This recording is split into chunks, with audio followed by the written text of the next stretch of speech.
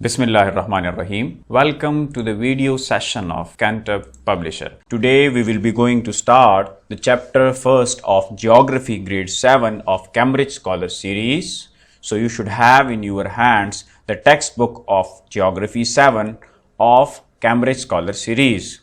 In addition to that, you should have in your hands the summer pack of Grade 7, and we have already uploaded the resource packs of Geography 7 for the guidance of principals and teachers and parents. So welcome students for today's lecture of the chapter number 1, that is Physical State of the Earth. Our today's SLOs, student learning outcomes, are that is describe the causes of earthquakes, their effects and distribution. So if you remember, in the previous lecture we have done the part of this SLO that is the causes of the earthquakes and their effects.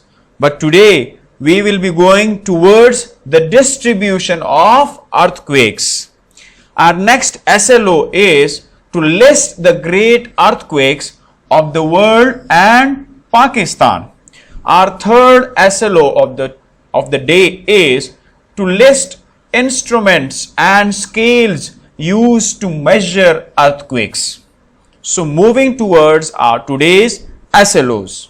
The first one is the geographical distribution of the earthquakes.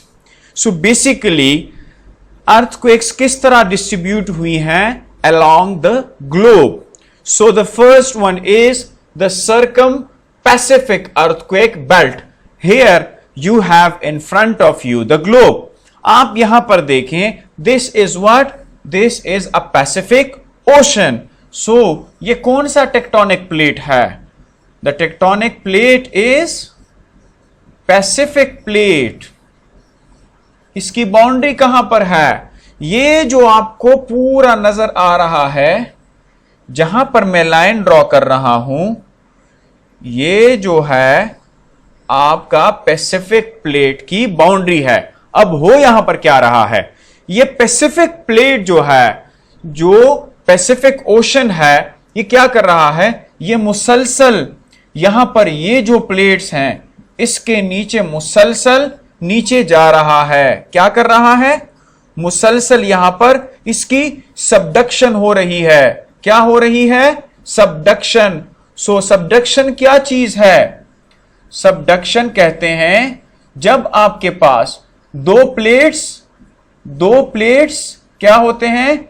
Collide होते हैं, टकराते हैं. तो boundary कौन सी होती है? उस boundary को कहते हैं कन्वर्जेंस. तो उस कन्वर्जेंस में हमारे पास दो सिचुएशंस होती हैं. कितनी सिचुएशंस होती हैं? दो सिचुएशंस हमारे पास होती हैं. नंबर 1, एक, अगर आपके पास दो प्लेट्स हैं, दोनों क्या है? कॉन्टिनेंटल और कॉन्टिनेंटल है, दोनों कॉन्टिनेंट्स हैं. तो फिर क्या होगा? फिर टकराव होगा. फिर कोई भी प्लेट नीचे की तरफ नहीं जाएगा. जिस तरह आपके पास कहां पर कॉन्टिनेंटल कोलिजन हुई है, यहां पर मैं लिख रहा हूं कॉन्टिनेंटल कोलिजन हुई है. कहां पर? इंडो ऑस्ट्रेलियन प्लेट पाकिस्तान में और यूरेशियन प्लेट की. और इसके नतीजे में क्या बना है हमारे पास? इसके नतीजे में हमारे पास बने हैं क्या? हिमालयास. अब यहां पर कोई भी प्लेट नीचे नहीं जा रहा, क्योंकि कॉन्टिनेंटल प्लेट और कॉन्टिनेंटल प्लेट दोनों हैं, तो दोनों की डेंसिटी आपके पास सेम है. तो जब डेंसिटी सेम होती है तो एक कॉन्टिनेंट कहता है मैंने नीचे नहीं जाना, और दूसरा कॉन्टिनेंट कहता है मैंने नीचे नहीं जाना. अब आते हैं पैसिफिक प्लेट की तरफ, जो क्या है? जो आपके पास एक ओशियानिक प्लेट है. अब कंडीशन देखें, जब आपके पास, मैं यहां पर लिख रहा हूं, आपके पास सेकंड कंडीशन है कन्वर्जेंस की. क्या होगा? जब आपके पास एक ओशन होता है और दूसरा कॉन्टिनेंट होता है, जब आपके पास इन दोनों की टक्कर होती है तो क्या होता है? ओशन जो है वो क्या है? वो ज्यादा डेंसर है. क्या है? ज्यादा डेंसर है बनिस्बते कॉन्टिनेंट के. जो कम डेंसर है, क्योंकि ओशन की जो कंपोजिशन है वो ऐसी है कि इसमें मैग्नीशियम और आयरन ज्यादा है, तो ओशन डेंसिटी ज्यादा है और कॉन्टिनेंटल की कम है। अब बताएं कौन सा प्लेट नीचे जाएगा, ओशियानिक जाएगा कि कॉन्टिनेंटल? यस, जिसकी डेंसिटी ज्यादा होती है वो नीचे की तरफ जाता है, और जिसकी डेंसिटी या जिसका वजन कम होता है वो ऊपर की तरफ आता है। एग्जाम्पल है आपके पास, आप दरिया में पत्थर फेंकते हैं कि वो नीचे की तरफ जाता है, लेकिन अगर वहां पर आपने एक फोम का टुकड़ा लिया और आपने वहां पर फेंक दिया तो फोम की डेंसिटी कम है तो वो उसके ऊपर तैरता है। अब यहां पर क्या हो रहा है, मुसलसल ये पैसिफिक प्लेट, ये आपके पास नॉर्थ अमेरिकन प्लेट है और ये आपके पास साउथ अमेरिकन प्लेट है, इसके नीचे घुस रहा है। और यहां पर आप देख लें तो ये इस वाले पोर्शन पे मुसलसल नीचे की तरफ जा रहा है, तो इसकी नीचे की तरफ मूवमेंट की वजह से यहां पर आपके पास क्या है, यहां आपके पास ये जो रेड लाइन आपको नजर आ रही है ये क्या है, यहां पर आपके पास ये जलजले आते हैं। तो चूंकि ये पैसिफिक ओशन मुसलसल ये कॉन्टिनेंटल प्लेट के नीचे जा रहा है और ये ओशन मुसलसल खत्म हो रहा है, कम हो रहा है, तो इसकी मूवमेंट की वजह से आपके पास इस पूरे रीजन में क्या आते हैं, जलजले आते हैं, और इसको सरकम पैसिफिक अर्थक्वेक बेल्ट कहते हैं, जहां से मैंने ये पूरी लाइन ड्रॉ की है। अब आते हैं सेकंड वन पे, जिसको कहते हैं मेडिटेरेनियन एशियन अर्थक्वेक बेल्ट। अब आप देखें ये जो पोर्शन है ये क्या है, ये मेडिटेरेनियन क्या है, मेडिटेरेनियन सी है, आपने पीछे क्लासेस में पढ़ा है। अब यहां पर जो हो रहा है, ये जो आपको रेड सारे डॉट्स नजर आ रहे हैं, ये आपके पास एशिया आ गया, क्या है, जियोग्राफिकली इसको हम एशिया कहते हैं, लेकिन इस पोर्शन के ऊपर जो आपके पास प्लेट है वो कौन सा है, यूरेशियन प्लेट है। तो क्या हुआ था यहां पर कोलिजन हुई थी इंडो ऑस्ट्रेलियन प्लेट की और यूरेशियन प्लेट की। तो जहां पर इन दोनों का आपस में कोलिजन हुई है, तो यहां पर आप देख रहे हैं कि मुसलसल ये रेड स्पॉट्स आपको मिल रहे हैं यहां पर। तो इस एरिया में भी इस कोलिजन की वजह से मुसलसल अर्थक्वेक्स आते हैं। सो इस एरिया को मेडिटेरेनियन एशियन अर्थक्वेक बेल्ट कहते हैं। Now here is list of major historic earthquakes. आज तक जो दुनिया में रिपोर्टेड मेजर अर्थक्वेक्स आए हैं उनमें ये सब की लिस्ट आपके सामने है। 1556 1556 में चाइना में जो जलजला आया था उसकी मैग्नीट्यूड 8.0 थी। मैग्नीट्यूड से मुराद रेक्टर स्केल पे उसकी जो मैग्नीट्यूड थी उस मैग्नीट्यूड में वो 8 पे मैग्नीट्यूड उसकी थी। अब मैं आगे आपको रेक्टर स्केल डिटेल से बताऊंगा। उसकी डेथ कितनी थी, 5,30,000, एंड रैंडमली ऊपर से नीचे की तरफ आए तो आपको ये पूरी डिटेल 2011 तक मिलेगी, जिसमें पाकिस्तान की 2005 की अर्थक्वेक भी फेमस है जो 8 अक्टूबर को आई थी। इसकी इंटेंसिटी 7.6 थी और इसके डेथ टोल जो था that was 75,000। Again here is of history of what, the earthquakes of the Pakistan.